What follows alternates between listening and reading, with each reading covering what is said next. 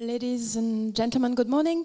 Good morning to you. Thank you for being here with us today on this rainy Monday morning at the Geneva Press Club. We welcome today a delegation of Tamileelam Tamils, both from the diaspora and from Sri Lanka. This press conference is organized by the International Tamileelam Information Center, and its title is Aspirations and Concerns of Tamileelam Tamil. We have people here with us, but we also have people online, and thanks to them for being also online with them. We have here Mr. Vetivelu Dinotan, who is the president of the Tamil Youth Organization of Switzerland. Please be welcome here. We have also here Mr. Dennis Schwartz, who is the spokesperson of the German Kurdish Solidarity Association, and we also have here with us Herr Albert Kohlen, who is a Catholic priest worker from Germany. We have three people online, as I said. We have Mrs. Ananda Nadaraja Leela Devi. She's secretary of the Association for Relatives of the Enforced Disappearances North and East Provinces. We have a member of the Parliament of Sri Lanka, member of the Tamil National People's Front, Mr. Ganjadrunkaram Ponampalalam. Sorry, excuse me for the pronunciation, of course. And we have a last person, which is Mr. Krish Govender. He's the vice chairman of Solidarity Group for Peace and Justice and former co-chairperson of the Law Society of South Africa. Thank you everyone for being here today. And Mr. Herr Albert Kohlen, I give you the floor for the rest of the press conference. Thank you very much, Mrs. Falconier. Also welcome from my part. I like to moderate a little this press conference. With was met under the theme of Aspirations and Concerns of Tamileelam Tamils. And like we did it already on other occasions, is at the occasion of the 54th session of the Human Rights Council here in Geneva in these days. So I don't like to introduce a little more. I want only to tell you how we like to do this. We want to have from everybody, from each person who is here at the table and also online with us, we want to have a statement about exactly this question, aspiration and concerns, actual concerns of the Tamileelam Tamils. And then afterwards there is the possibility also to ask questions. So I will start, and first of all, I will welcome again Honorable Gayendra Kumar Ponapalam, MP, Member of Parliament, from the Tamil National People's Front, and he's online with us from Colombo. Mr. Ponapalam, I give you the word for the first statement. If you are now online with us, I cannot see you, but I hope you are here. Yes, I'm here. Okay. So, can I just know how much time I have? My initial comments. Okay, so we fixed a little the time for the statements, more or less 1 hour altogether. So you can see if there are 6 statements, it's your turn to decide it. All right, and then I'll be brief. You see, when you look at the conflict in Sri Lanka, as far as the victims, which is the Tamil people, are concerned, our framing of the conflict is one of a struggle against genocide. Now, we are fully aware of the sort of politics behind the term genocide, and we are mindful of that. And despite all of those concerns, our view is that there is no other term to describe what the Tamil people are facing. So this concern with regards to a deliberate attack on the identity of the Tamils as existing as a nation within the island of Sri Lanka started as soon as the British colonial power decided that they were going to hand over power to the people of the island.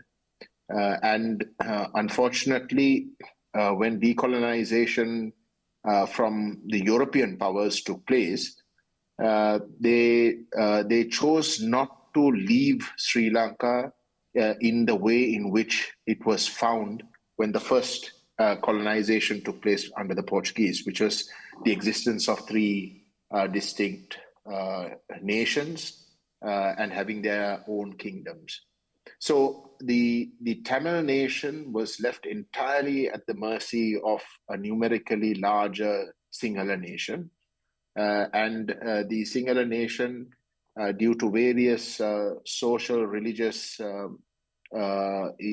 considerations, have decided that the island of Sri Lanka should only belong to the Sinhalese.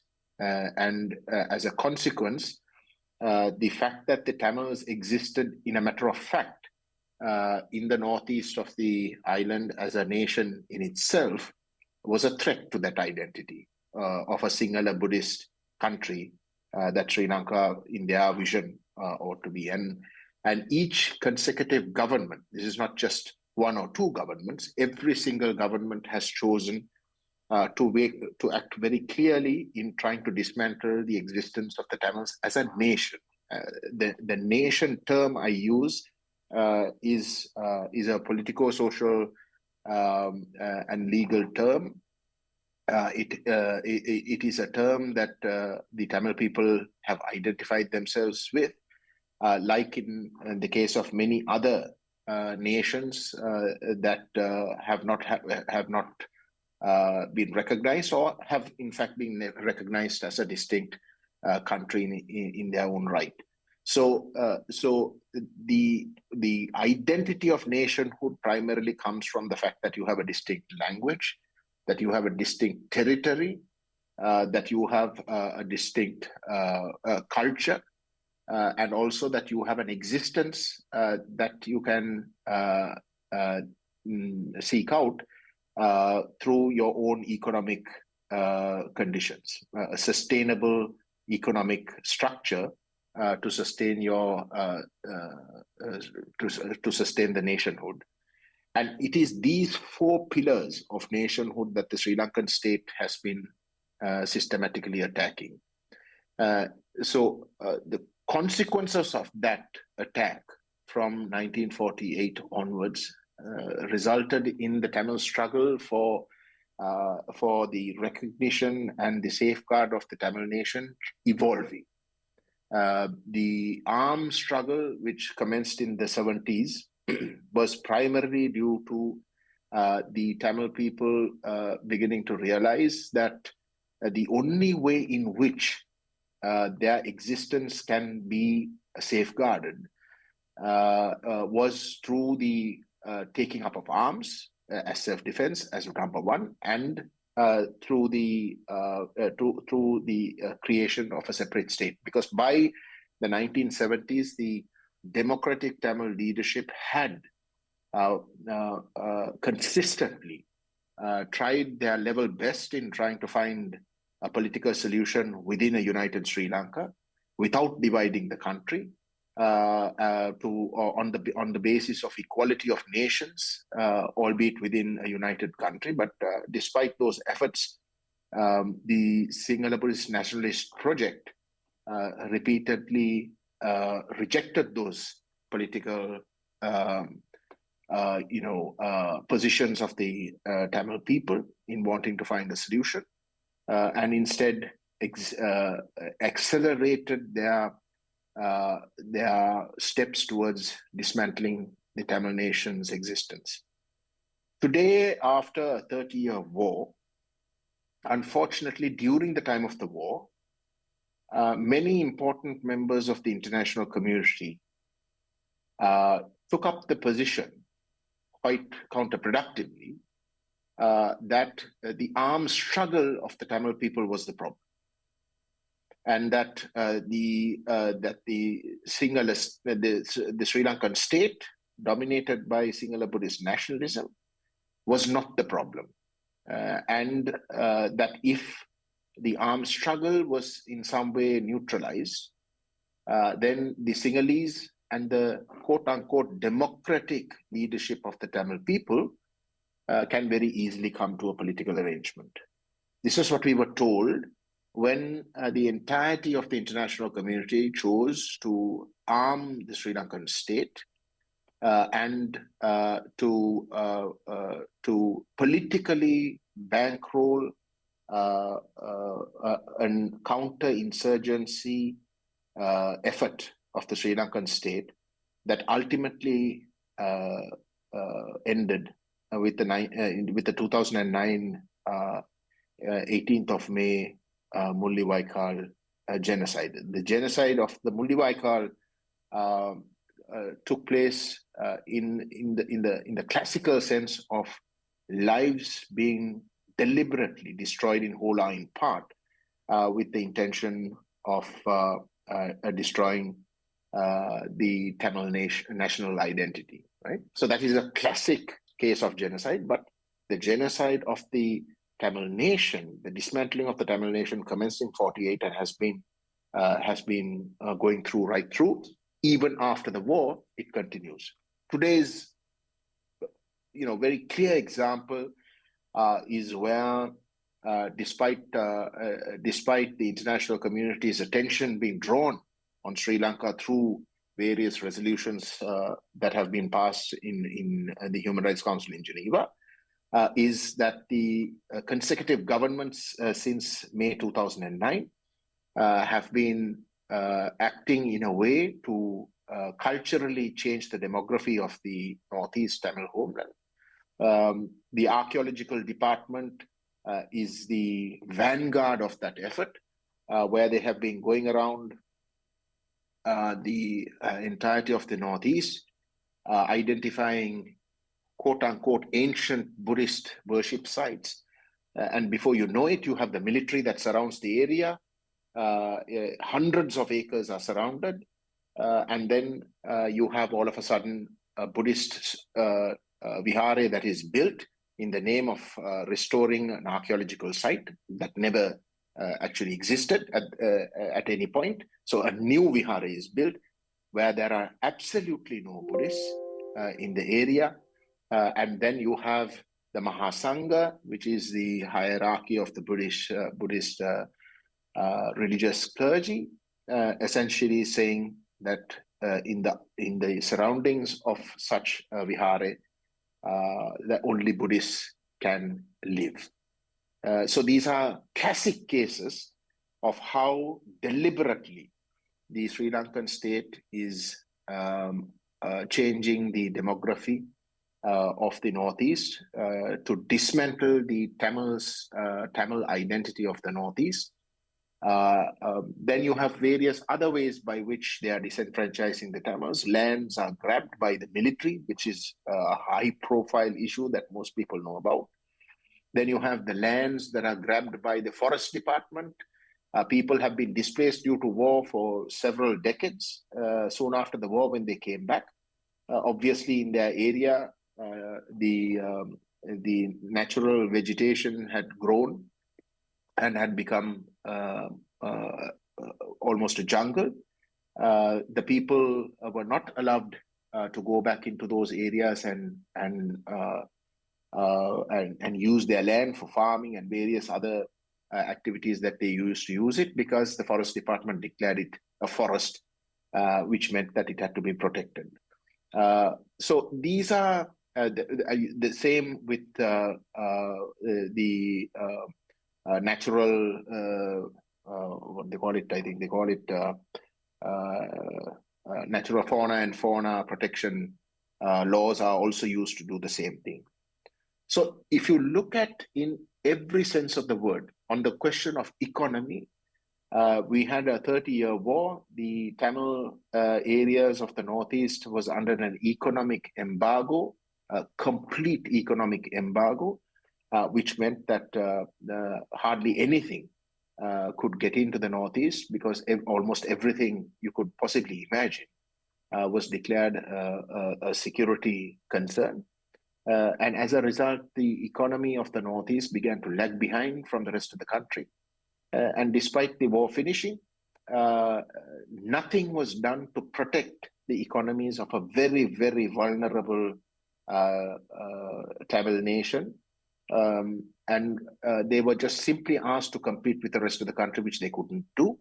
They were driven into poverty deliberately, and then that pauperization was reinforced by the fact that they were asked to compete with the rest of the country, which was 30 years ahead of them, which obviously they couldn't do, and systematically conditions were created where there was a population drain. People were forced to leave the country because they couldn't exist, quite honestly. The state was pauperizing them systematically.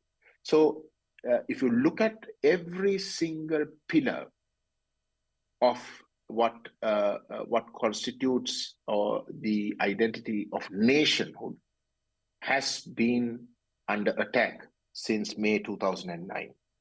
And it is our view that this reality is not being captured by the Human Rights Council sessions. Most definitely, it is a far cry what is happening in the Human Rights Council, the resolutions that are being passed. On the other hand, what concerns us most is, in fact, the High Commissioner's report that came out just last week. Despite the fact that resolutions have been passed since 2012, and the High Commissioner's office has been reporting as a consequence of those resolutions since 2012, almost a report a year, if not 2 reports a year. And the fact that there has been absolutely no progress on anything to do with those, the resolutions, on the question of accountability, which was the actual sole purpose for the resolution, in fact, being country-specific and being allowed to be passed in the Human Rights Council. The tone of the report that has come out is quite honestly extremely disappointing, because it does not focus on the fact that despite resolutions being passed since 2012, the situation faced by the Tamil people is getting worse. It's getting worse. And today, with the economic crisis that Sri Lanka is facing, the greatest fear is that you have the international community wanting to naturally sort of help Sri Lanka, but are refusing to leverage that help with genuine commitments to the rights of the Tamils, as well as genuine commitments with regards to needing international accountability as being the only way in which the truth and justice can be achieved. So those are my initial comments. I would urge the members of the international community. It's since 2012. It's almost 12 years that the Human Rights Council has been handling Sri Lanka, or has been focusing on Sri Lanka. There can be no doubt that there has been absolutely no progress. Everybody will agree with that.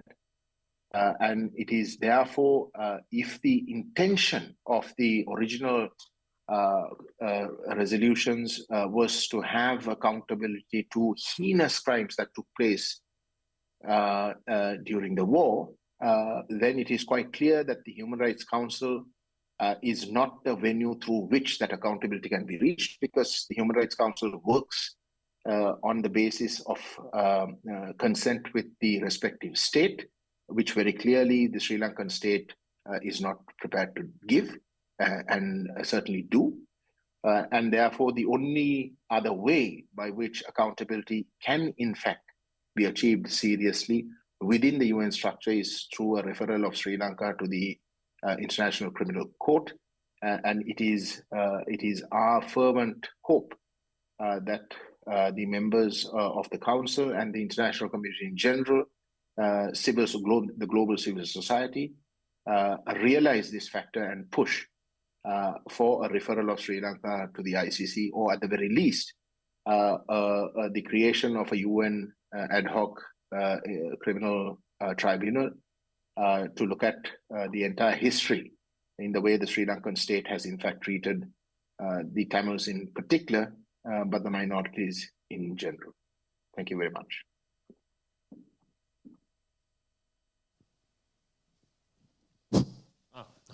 Thank you very much, Mr. Gayendra Kumar.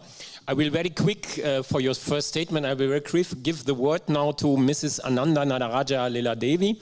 She is the secretary of the Association for Relatives of the Enforced Disappearance in the North and East Provinces.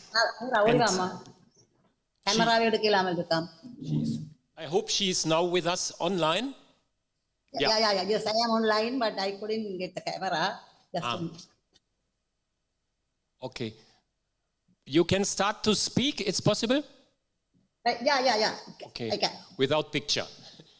Yeah. Okay. Thank you. My salutations to all those who are participating in this meeting. Next, we thank the Geneva Press Club for giving us the opportunity to speak about our struggle for justice among you. The violence against Tamils continued in 1958, 1977 and 1983, since the only single act was introduced in 1956 with the oppressive racist ideology in this island of Sri Lanka. Although it was called ethnic riots, it was actually ethnic cleansing. During riots, there will be a mutual conflict between the two groups, but here the Sinhalese chased, attacked and burned the Tamils. The Tamils kept running to survive as unarmed. Apart from this, the Sinhalese government also started suppressing the rights of the Tamils. When they brought the decision of grading and discriminated against the Tamil students, the students revolted against it. That became the struggle for the Tamils' right. But the Sinhalese government named it as terrorism and arrested and made to disappear the Tamil youths and started to suppress the struggle for the Tamils' right with the help of the international community. The struggle for our rights won the minds of the Tamil people and gained united support and formed a strong structure. When the Sinhala government, with the help of international countries, carried out ethnic cleansing against the Tamil people by claiming that they were eliminating terrorists. It was carried out with the death of 1.5 million people in Mullivaikal and the disappearance of 20,000 of our loved ones and the maiming of tens of thousands of people. There are those who trusted in the promises of the Sri Lankan government and surrendered to the Sri Lankan army. Without knowing what happened to them, we wandered for justice and were deceived. That is why we started our continuous struggle for justice on 20th February 2017. Initially, the Sinhalese government ignored our protest, but after blocking the A9 road in Kilnochi for about 5 hours during the 100th day of our protest, the then president came forward to talk to us. He accepted our demands and promised to publish the list of those who surrendered. However, he did not keep his promise. On the third interview with the president on 16/10/2017, we knew that no justice would be meted by the Sri Lankan government. We ended the meeting and said to his face that we will ask for justice from the international community. Since then, we have been fighting for justice only from the international community. Our representatives also go to the Geneva conferences and testify. We have met embassy officials and various diplomats and given explanations. According to the UN Resolution 30/1, the OMB law should have been prepared after the conception of the victims.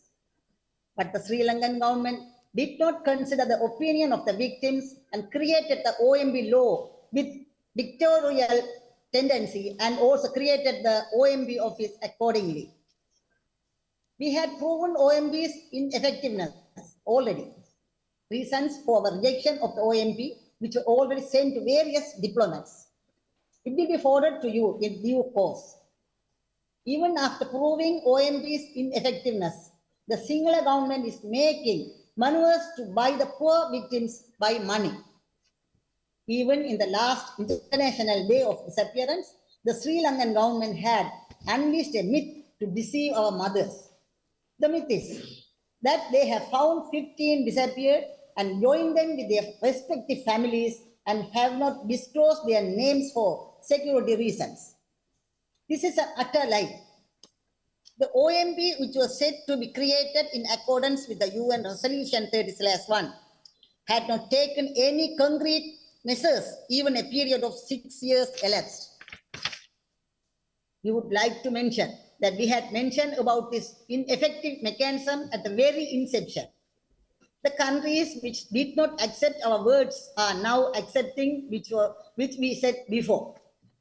Already 6 years of period had elapsed and 180 eyewitnesses had died and evidence destroyed. The government tells lie that the surrenders had already died in the war. There are no one to question the Sri Lankan government. In the year 2009, when our loved ones surrendered to the Sri Lankan army, there should be an officer in charge for each checkpoints and the name of surrendees were recorded in an entry book. Why those records were not released so far? More than that, the officers in charge for the checkpoints are still alive. If anyone inquire them, they can find out the truth, such as where they took our kids and what did they do. Why the international community trying to investigate the victims instead of investigating the commanders who were in charge for the checkpoints at the time of the surrender? Our loved ones have been made to disappear in a well-planned manner. The Sinhala government is the vayapula for that. Is it right to allow these criminals to investigate and give justice to these crimes? Can we expect justice from the culprits? Now, some countries have come up with another domestic mechanism called TRC to help the government for dragging the period. We know that South Africa, Japan, and Switzerland are related to this. We have also confirmed that we will not accept any domestic mechanism. How can a murderer mete out justice? Finally, a request to the media people who participated and not participated in this meeting. Please bring to light the injustice done to us through your medias in your countries. We are not expecting justice from the killer. Make it clear that we are asking for international justice. Your efforts will definitely help us to get justice. Thanking you on behalf of the relatives of the enforced disappearances in the North and East provinces. Thank you. Thank you very much, Ms. Leela Devi. Now we can see you for a second. The third statement is for myself, and I will try to make a statement a little I'm not a Tamil, you can see this, but I'm a little the observer of the situation from the Catholic Church since a couple of years. So I will try to give my statement. In the entrance hall of the Jaffna Bishop's residence of the Catholic Church in Jaffna, Jalpanam, as it's called in Tamil, hangs a plaque with the photos of 7 priests. Witnesses of faith is written in the middle above it. They are priests from the Catholic Diocese of Jaffna who were murdered by the Sinhalese army during the war against the Tamil people until 2009. They felt solidarity with their Tamil parishes, especially with the people there. Too much solidarity, as the Sinhalese army found and killed them. Or, as in the case of the former headmaster of St. Patrick's College, Francis Joseph, who has been missing since the 18th May of 2009. He was last seen acting as an interpreter because of his knowledge of Sinhala at the handover talks of the LTTE cadres on that day. Presumably, he was also murdered as a troublesome and dangerous eyewitness to the killings of prisoners of war in violation of international law. His family is still trying to get information about his fate from the Sinhalese government in Colombo in vain. Another priest whom I met several years ago in Jaffna has written a small book as an eyewitness about the last days of the war in May 2009. He tells of the ruthless killings of all civilians by the Sinhalese army. Only he and his friends survived because they maintained direct contact with the Vatican and with the United Nations. He himself is still threatened by the military intelligence services today because he is an eyewitness of something that all Sinhalese governments and presidents persistently deny to this day: the physical annihilation of the Tamil people, called genocide in the language of the international community and the United Nations. I myself first came into contact with Tamil refugees in Germany as a Catholic priest in the 1980s. For hours, for days, for weeks, for months, I listened to the narratives of how the Sinhala army repeatedly hunted down Tamil civilians, how churches and hospitals were bombed, where people had fled for fear of the artillery fire and bombs. When I visited their relatives and friends in 2018 in the Veni around Kilinochchi with friends, there was not only a single house, not a single family that did not have children, relatives or girlfriends at casualties of the indiscriminate bombardments by the Sinhala army in the last days and weeks of the war. And according to the Manna Diocese Human Rights Offices, founded by the brave, indomitable late Bishop of Manna, Joseph Razapu, 679 people are still considered missing. The former president Gotabaya Rajapaksa, he is now confronted with an incredible accusation, wanted them declared dead years ago without any further international investigation. Why I say it, incredible accusation. According to the latest research of the BBC's Channel 4, it cannot be ruled out that the then president, together with intelligence agents, instigated the 2019 Easter attacks in Sri Lanka in order to come to power. If it turns out that the attacks, in which at least 253 Catholic Sinhalese Tamils and even tourists were killed, and at least 485 other people were injured, some seriously, then among all these incredible atrocities, there is a new level of criminal action by the Sri Lankan state. A state, a president, does not shy away from staging an act of terror to gain power, does not belong to the 21st century. And it would be also a credible sign also for the Western states not to give any more support to this state until these crimes and the genocide of the Tamil people are cleared up. Credibility is an important word for the enforcement of an ethic and international community of states. But this requires independent principles based on human rights and not geostrategic considerations to which block of states the small island in the southern tip of India should belong to in future. It seemed equally important to me that the members of the Tamil people at home or in the worldwide diaspora unwaveringly hold up to their own identity and history, that they develop and strengthen a self-confidence, that they keep putting forward their views and demands even against silence and other oppositions. Therefore, the actual bicycle marathon from London across the Western Europe to Geneva is another important project of Tamil self-awareness.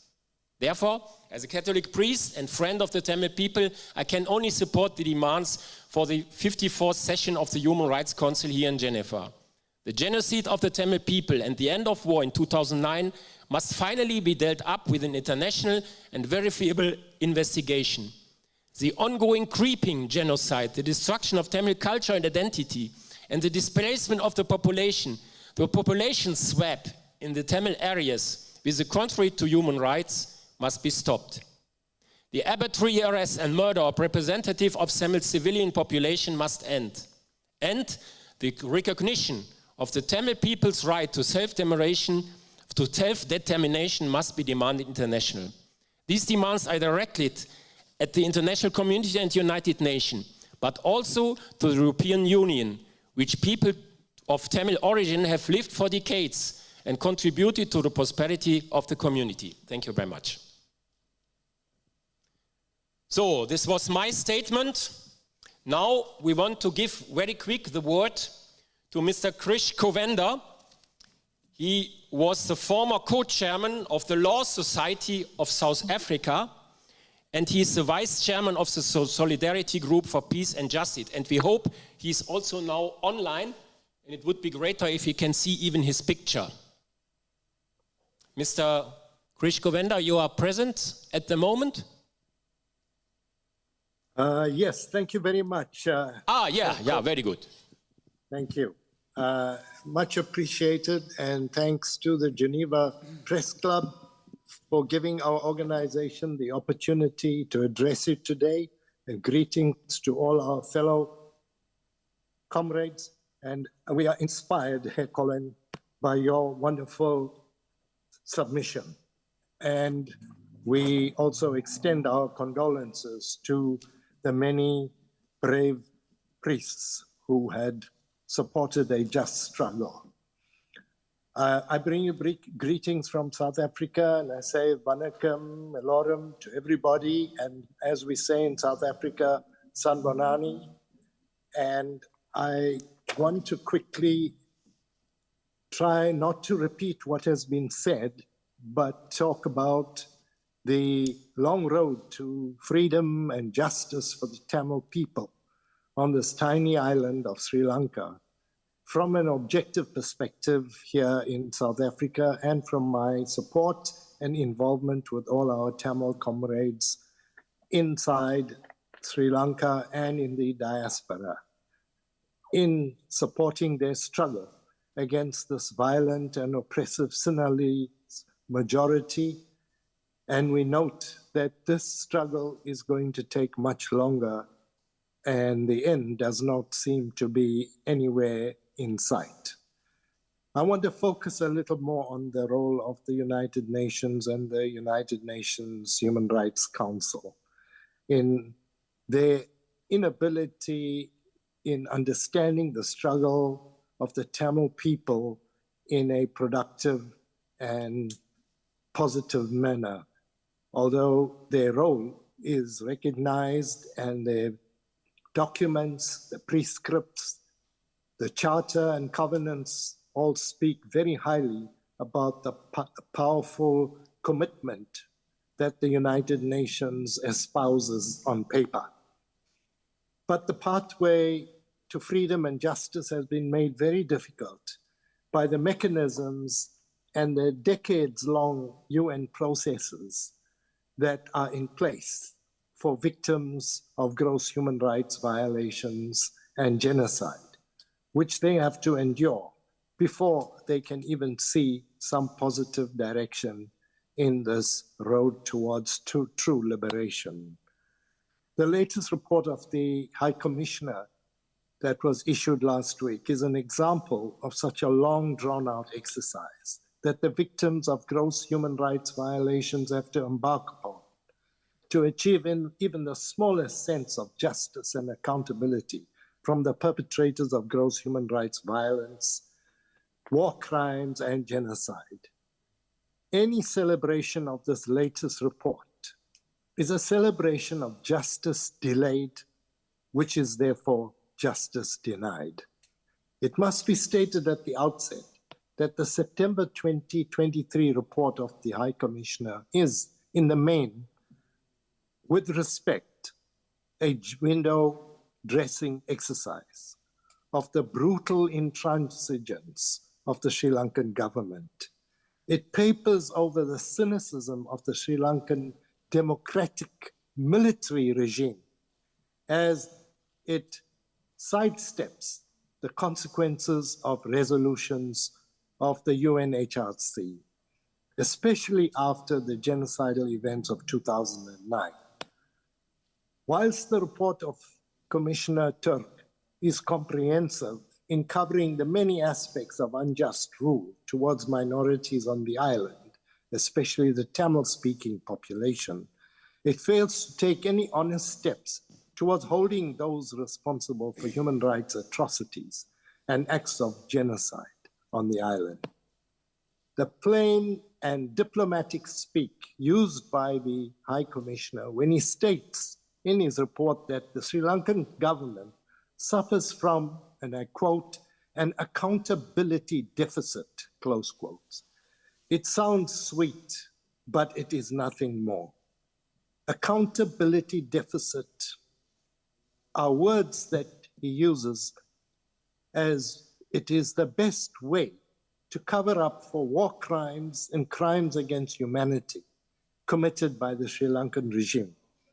The report takes the form of window dressing, the consequences of the brutalities of the war, and the present day-to-day human rights abuses and violence against a disarmed and defeated minority by enumerating well-known historical facts without the numbers of dead and missing, and recycling them into a longish academic report about a delinquent adolescent. This is what it's like, a schoolmaster talking to children on the island and in the diaspora and saying to them, this Sri Lankan regime is just a brutal thug and a bully.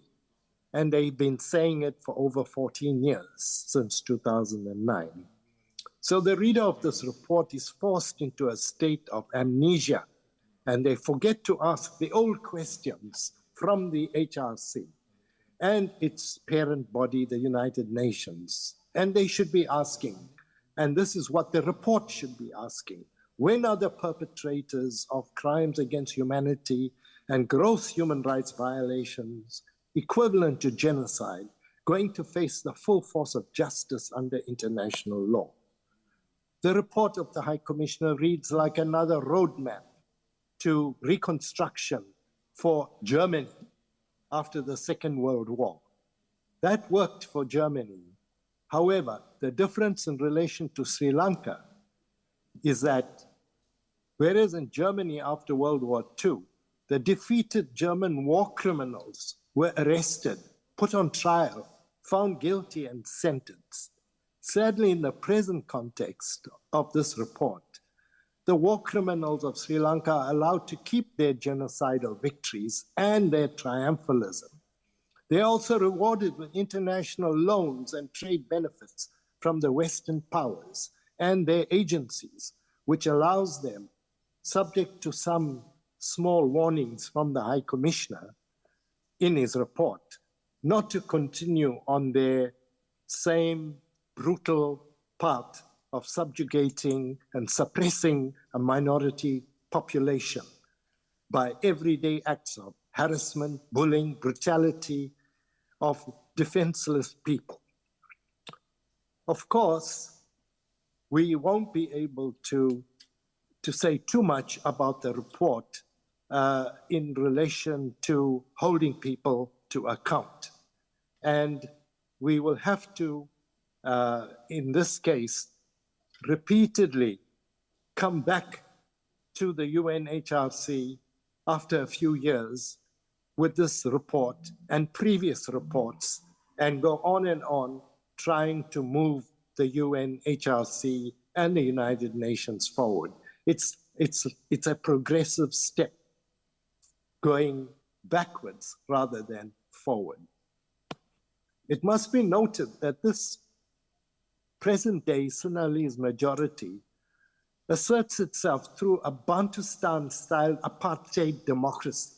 This is what we in South Africa will call them, because it accommodates minority interests in a parliament which makes laws and rules for the continued oppression of the same minority, very much the same way that the apartheid government ruled in South Africa.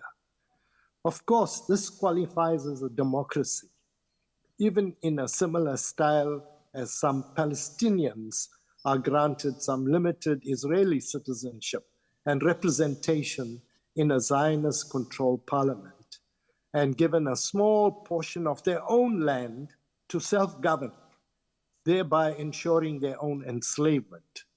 Now, the Tamil call for self-determination and for a defined area to self-govern is clear. and does not fall in the demands that could lead to the same kind of institutionalized control and violence that we see today in Sri Lanka. The real question which arises for all those struggling for a safe and secure Tamil homeland on the island is how can this violent military structured so-called democratic regime on the island be held accountable? The second question is who is going to hold them accountable? And if one reads the report of the High Commissioner and removes the diplomatic style language, it suggests that these very same perpetrators and their accomplices in war crimes and gross human rights violations, etc., would have to help set up mechanisms to put themselves on trial for these crimes. Now, this is how ridiculous the situation comes across. And this, unfortunately, is the upshot of the reports of the High Commissioner and the previous reports that have come out of the UNHRC. And we ask ourselves why in September 2023 we are faced with the same dilemma. The failure by the international agencies, including the United Nations, to hold perpetrators of gross human rights violations around the world to account, except for some easy targeted few, is well known. The reasons for this failure can best be attributed to the ever-growing forces of global, political, economic, and financial corruption, and the promotion of geopolitical, economic, and military interests above the rule of international law and justice. Under this fascist, Sinhala, Buddhist apartheid regime, which is using the concept of democracy as a guise, the struggle for justice, equality, and freedom in this century for this defenseless and military defeated minority in Tamileelam has become exponentially more difficult over each year, especially since the acts of genocide in 2009. This is not what the report of the High Commissioner states. The report is a nudge, nudge, wink, wink to the bad boys of Sri Lanka to not be naughty again and to ensure that they reorganize themselves after the war, the genocide, and the looting of state coffers, which bankrupted the country in 2022.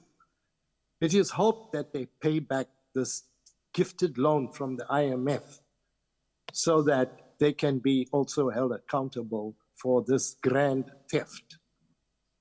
What we must also be wary of is the fact that Western economic and political interests are also at stake, which causes these countries in the West to protect such interests, more especially in relation to the growing influence of China and to a certain extent also India.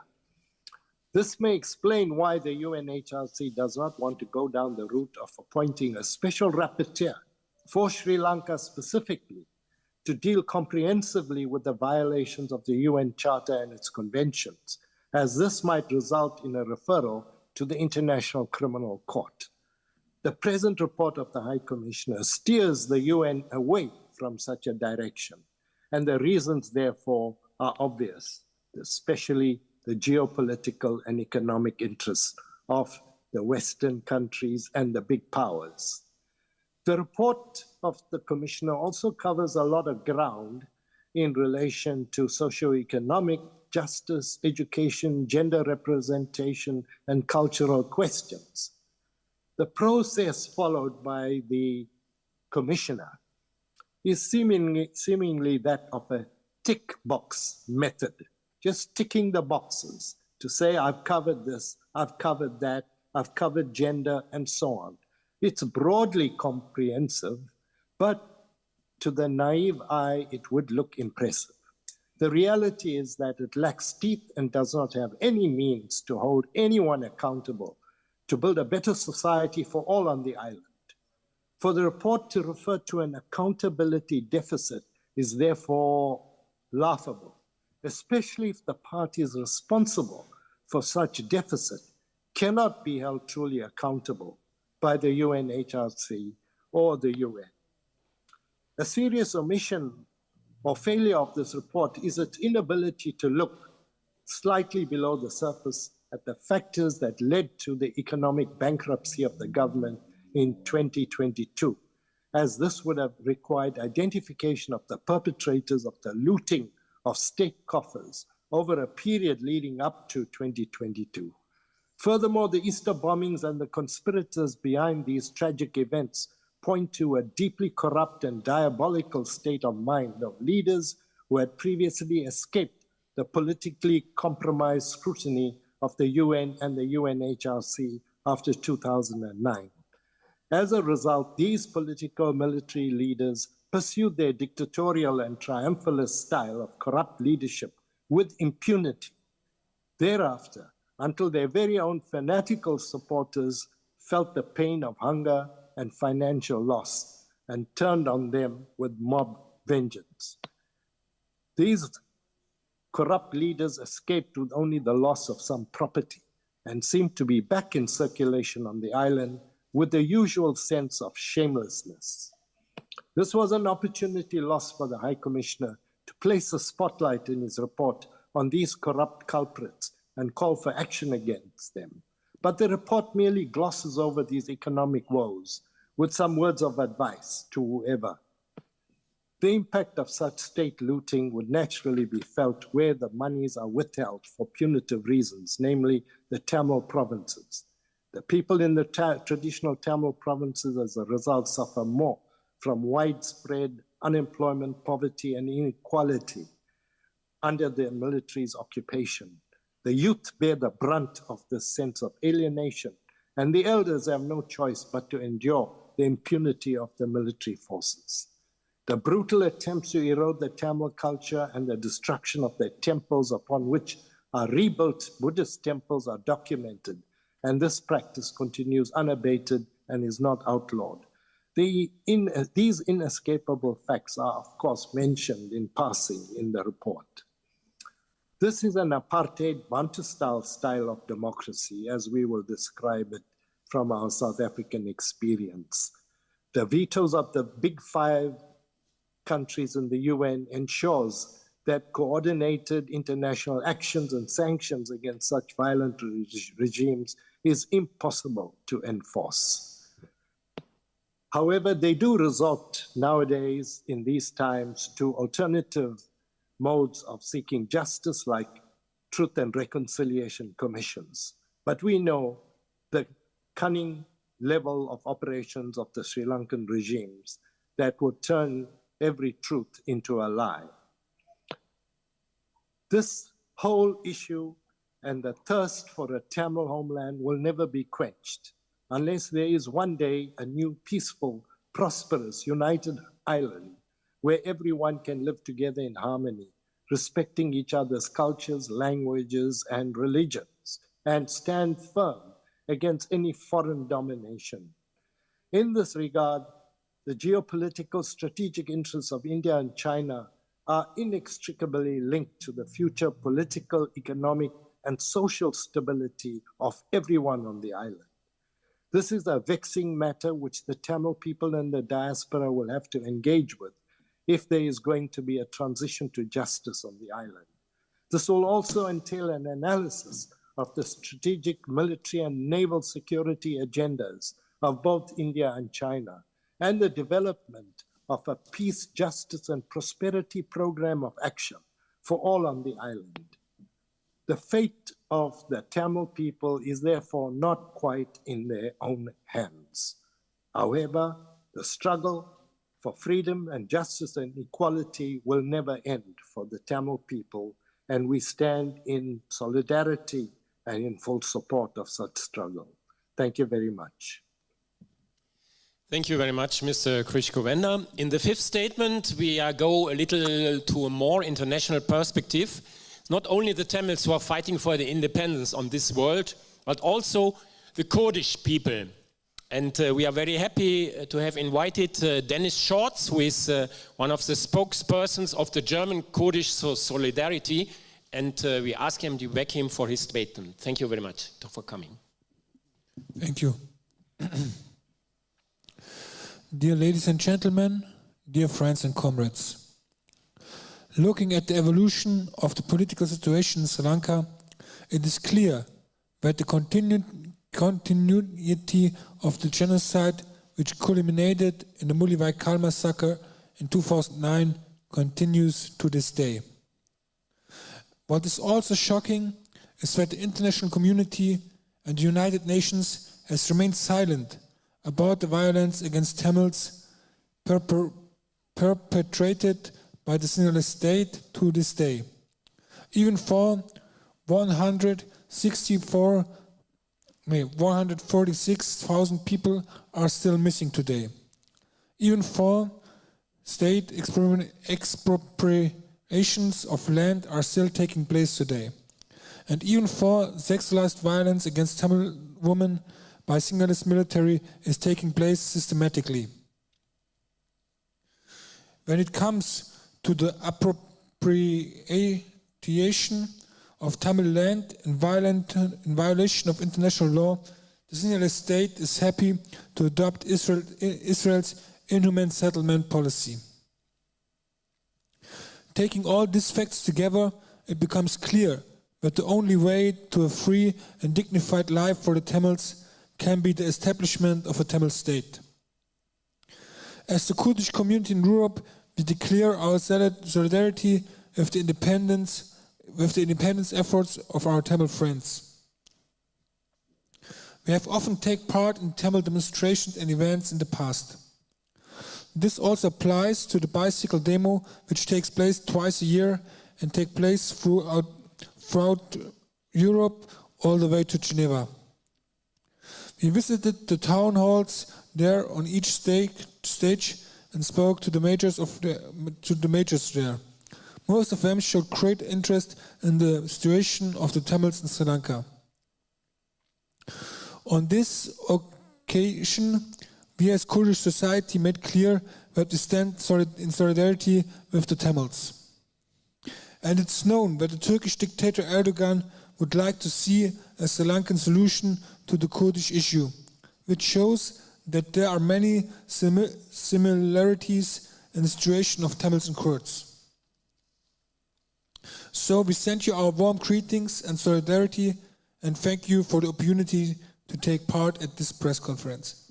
And I'm very sorry that my pronouncement of the English language was not so good. Thank you. Thank you very much, Dennis. We all know English people, so it's all for us.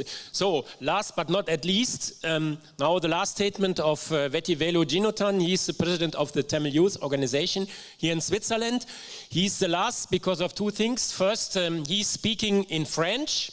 And the second is he's a little responsible for what will be happened after this press conference. So he can perhaps tell us also one or another word for this. Thank you very much for coming. Merci à tout le monde. Merci à la Club Suisse de la Presse, Geneva Press Club, pour nous avoir fourni la place. Alors, en premier temps, à propos de l'aspiration des Tamils, les Tamileelam Tamils, il y a toujours le génocide en cours. Il y avait, si on commence à regarder, notre aspiration, c'est les Tamileelam. Et les Tamils, ils sont occupés avec l'armée dans la région des Tamils. Pour chaque habitant, chaque Tamil qui est présent sur le terrain, il y a un rapport de 1 à 6 des forces militaires. Donc pour chaque personne, il y a 6 militaires qui sont mis en place. Et ça fait partie... contre les droits de l'humain, c'est une occupation forcée des territoires des Tamouls. Et si, au niveau de l'aspiration, si on regarde les droits internationaux, nous comme Tamils, on a tous les droits pour obtenir l'indépendance et la justice pour ce qui s'est passé, parce que on est un peuple avec une langue propre à nous. On a un territoire qui est défini et le territoire, c'est le nord-est de l'île de Sri Lanka. Et en même temps, jusqu'en 2009, à partir de 1983, on a gouverné avec un gouvernement non officiel, mais on a contrôlé cette région et on a pris les décisions. Et les habitants qui ont habité dans la région nord-est, ils ont soutenu pour la majorité la cause d'un Tamileelam indépendant. Et si on va faire une statistique après le 2009, on voit qu'au niveau des Tamils, les Tamils qui habitent là, ils le soutiennent toujours, mais on n'est plus la majorité. Ça, c'est à cause des génocides qui est passé dans les dernières phases de la guerre civile. Si on a toujours 146 693 disparus, toutes ces personnes ne peuvent pas voter. Et après, il y a aussi un grand nombre de populations tamiles qui est expatriée, qui a quitté la région à cause de la sécurité. Donc c'est aussi pour ça que le pourcentage de la population tamile qui habite là-bas s'est drastiquement diminué. Et si on fait maintenant, on regarde le pourcentage, ça semble que c'est moins, mais c'est moins parce qu'il y a beaucoup moins de personnes qui habitent là-dedans. Et en même temps, le gouvernement, il a amené les forces militaires là-bas, donc ils font des numéros sur le côté des gouvernements des Singalais. Et en même temps, avec les militaires, il y a aussi toutes les familles qui sont regroupées. Donc si on regarde la population, les numéros, les pourcentages, ça semble moins, mais ça ne veut pas dire qu'on est la minorité. C'est parce qu'ils ont imposé aux autres d'aller habiter là-bas pour faire que la population tamile, ça devient une minorité. Et c'est à cause de tout ça que nous, comme population tamile, diaspora tamile internationale, on conduit aussi des manifestations régulières à la Place des Nations à Genève et en même temps aussi dans des autres endroits, comme à l'Union européenne à Bruxelles aussi. Le but de ce type de manifestation, c'est d'obtenir, de faire entendre la voix des Tamouls aux médias internationaux et à la population internationale pour obtenir une justice, surtout au niveau de l'ONU. Parce que nous, on va savoir une justice pour le génocide qui est passé contre les Tamouls. Les justices contre les Tamils, pour les Tamils, ça vient principalement avec une réponse pour le génocide qui est passé. Et le génocide, ce n'est pas passé uniquement dans les dernières phases de la guerre, c'est un génocide qui est en train de passer encore maintenant. Comme ils nous ont déjà dit les narrateurs, les personnes qui ont intervenu avant, l'occupation de terrain, c'est aussi un type de génocide. Augmenter le numéro de militaires et l'occupation de territoires avec la force militaire, c'est aussi un type de justice. Si on regarde, il y a un autre type de génocide qui est en train de passer où on n'a pas la justice. C'est dans le nord-est où il y a la majorité des Tamils, il n'y a pas une sensibilisation contre l'abus d'alcool et de drogue. Et si on regarde actuellement, il y a un grand nombre de drogues qui circulent à l'intérieur de l'île, surtout au nord-est. Ça, c'est parce que toute la sensibilisation, ce n'est pas fait en tamoul. Donc, si la sensibilisation, ce n'est pas fait en tamil, ça, c'est aussi, on peut dire, c'est volontaire et c'est obligé par le gouvernement parce que pour eux, l'important, c'est de sensibiliser la population singalaise pour faire que la population tamile, dans un moyen ou l'autre, ça se détruit à l'intérieur. Donc, c'est pour tout ça que nous, on fait cet après-midi, à partir de 14h, à la Place des Nations, une proteste. Et ça, c'est chaque année, en mars et en septembre. Si vous avez la possibilité de passer, vous êtes bienvenus. Et sinon, de ma côté, c'est tout. Et merci beaucoup encore pour m'avoir donné l'opportunité. Merci. Thank you very much, Jonathan. I want to repeat it in English, if I understood it well. It's up to 2 o'clock this afternoon from the place Place des Nations, ici à Genève, une manifestation à cause du 54e session de Human Rights Council from the United Nations. So we are now a little more than 1 hour, but although we want to open a little for questions, I don't know if there are any questions. Please. We have a microphone here for anyone who wants to ask a question. Yes. தமிழ்ல கேட்கலாமா? கஜேந்திரகுமார் பொன்னம்பலம் ஆன்லைன்ல நிக்கலாமா? Somebody is there from Mr. Kajendra Kumar. Yeah? This is again my question. Everybody from Mr. Kajendra Kumar and Krish Kovendra and Mrs. Leila Devi, you are still present? Yes. Thank you very much. So we can also ask our questions. Thank you very much. Okay. வணக்கம். நம்ம வளரி மீடியாவிலேருந்து இந்த கேள்வியை கேட்குறேன். இன்றைக்கி வந்து நல்ல விஷயம் 2 topic எடுத்துருக்குறீங்க. ஒன்று வந்து Tamil genocide and justice process, 2வது வந்து ரெஃபரண்டம் ஃபார் தமிழீழம். எல்லோரும் ஜஸ்டிஸை பற்றி தான் கதைச்சினீங்க. எனக்கு வந்து முக்கியமாக வந்து இந்த ரெஃபரண்டம் பொது வாக்கெடுப்பு வந்து வெரி இம்பார்ட்டண்டாக இருக்குது பொலிட்டிக்கல் சொல்யூஷனுக்கு. அப்போ அந்த ரெஃபரண்டத்தை பற்றிய உங்களுடைய பொசிஷன் என்ன, அது இன்றைய இந்த ப்ரெஸ் இந்த மீட்டில் அது என்ன மெசேஜை நீங்கள் சொல்கிறீங்கன்னு நான் எதிர்பார்க்குறேன். Is it possible to give a very, very short summary in English for us who cannot speak very well Tamil? Okay, just, yeah. Okay.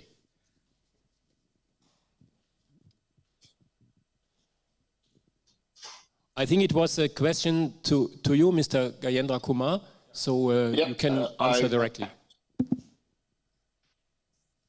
எங்களுடைய அமைப்பினுடைய ஒரு சர்வஜன வாக்கெடுப்பு சம்பந்தமாக வந்து எங்களுடைய அமைப்பினுடைய நிலைப்பாடு வந்து 77ஆம் ஆண்டு நடைபெற்ற தேர்தல் வந்து ஒரு சர்வஜன வாக்கெடுப்பாக கூறித்தான் தமிழ் மக்களை வந்து அந்த தேர்தலில் வந்து ஈடுபட சொல்லி கேட்டிருந்தது.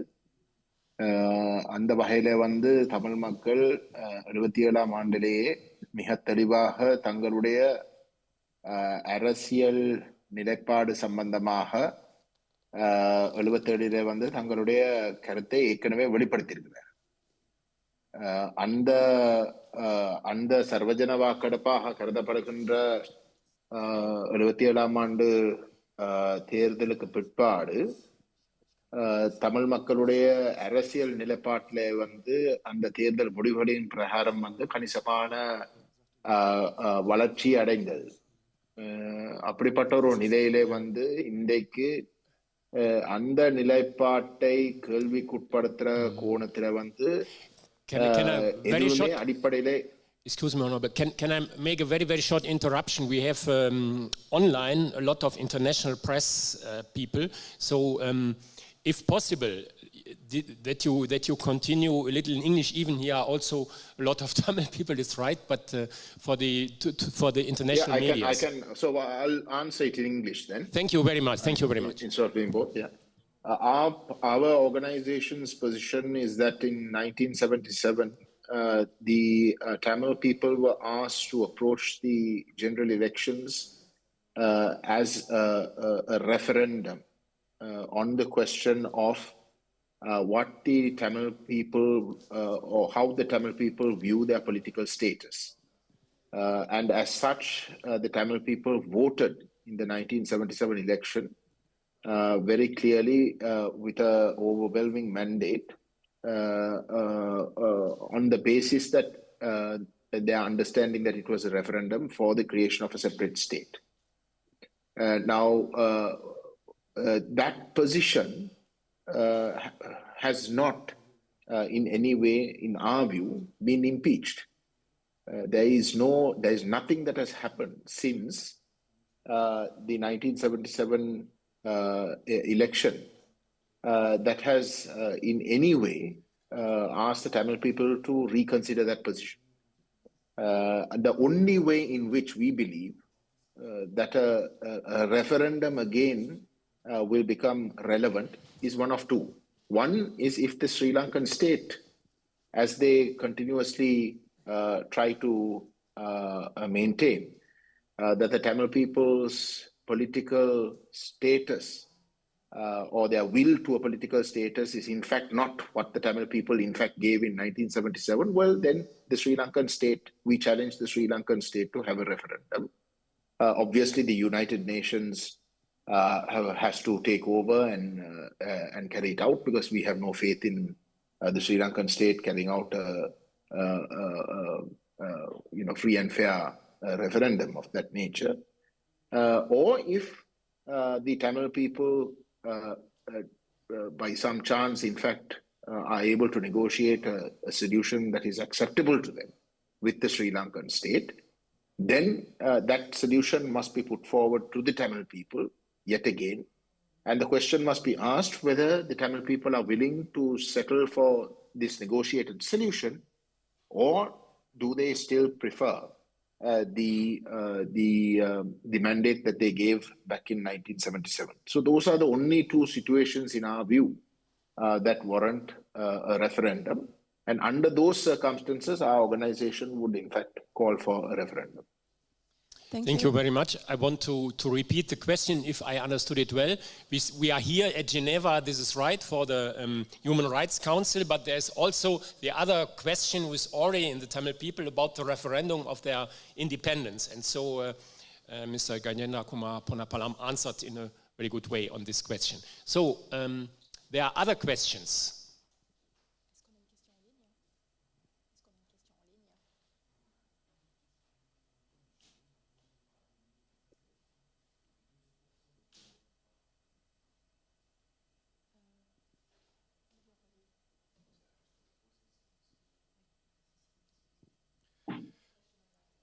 We have one question online from Ramkumar Ravichandrasaram. What is the next step for justice for the victims and accountability of Sri Lankan government, as the Sri Lankan government continues to reject the United Nations Human Rights Resolution and Statement? What is the role of international partners in this?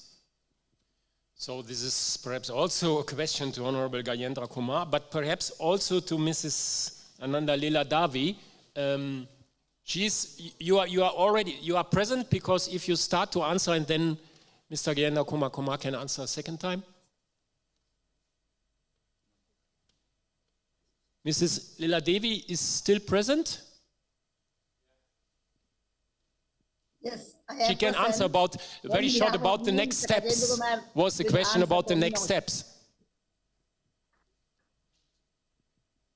You understood the question? The question was... Yes. We don't have much knowledge about the UN procedures. Mr. Gajendra Kumar Ponnambalam knows that procedures very well. So he will explain the procedures and also the answer.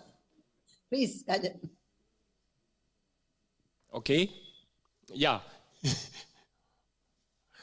And now the MP. The sound. For the moment, there's no sound. Why? Yeah, can you hear me? No. Sound is there. Yeah.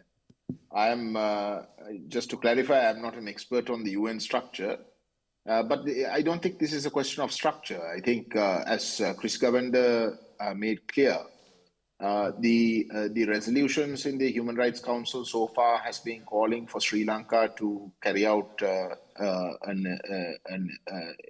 internal investigation, and has been encouraging them for the last 12 years to do so, albeit through a country-specific resolution. The fact that the Sri Lankan government has point-blankly refused to do so, and has done in their capacity everything possible to make sure that such an accountability process does not take place, I think makes it quite clear that there is no will on the part of the government to do it. That is one aspect, the fact that they don't have the will.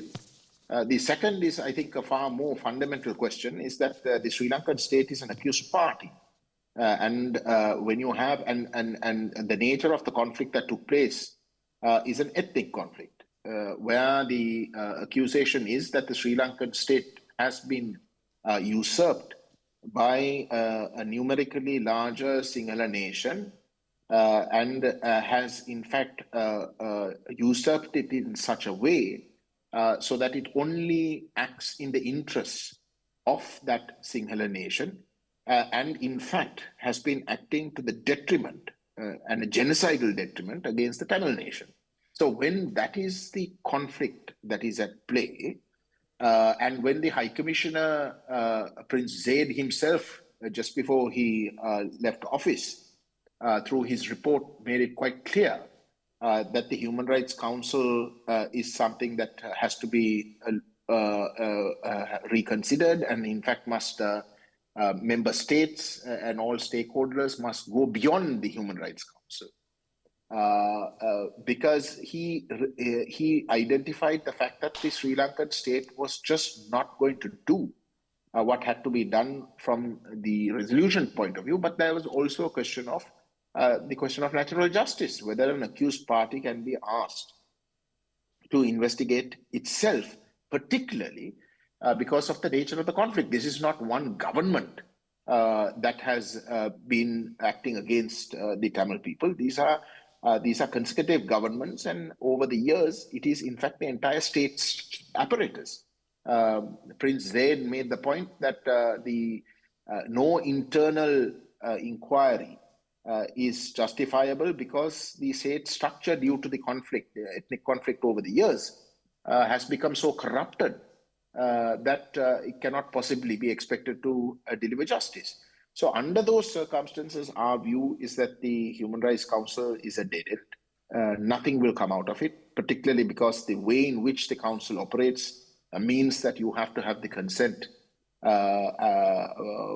the Sri Lankan state if anything meaningful is to happen with regards to accountability. And the only other way by which you can compel an accountability process on a reluctant state is through the referral of Sri Lanka to the ICC. So our view is that within today's UN structure, it is the referral of Sri Lanka to the ICC that is the only credible way in which an accountability, a criminal justice system can in fact be applied to the heinous crimes that took place in Sri Lanka. Much similar to countries like Myanmar, which did not in fact sign up to the Rome Statute, and many other countries that are in fact being investigated by the ICC, despite the fact that they have not signed up to the Rome Statute.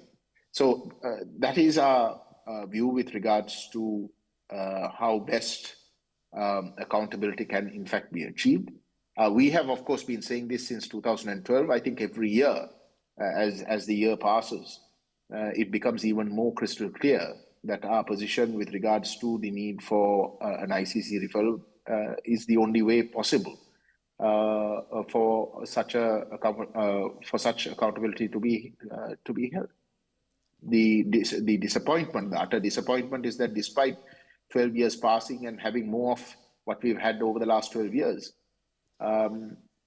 you have this year's report coming out from the High Commissioner's Office of all, basically playing down the gravity of everything that has happened not only over the last 12 years with regards to Sri Lanka's complete reluctance, but also with regards to an escalation on the ground with regards to the acts against the Tamils that are taking place, but having no real consequences with regards to that in the report.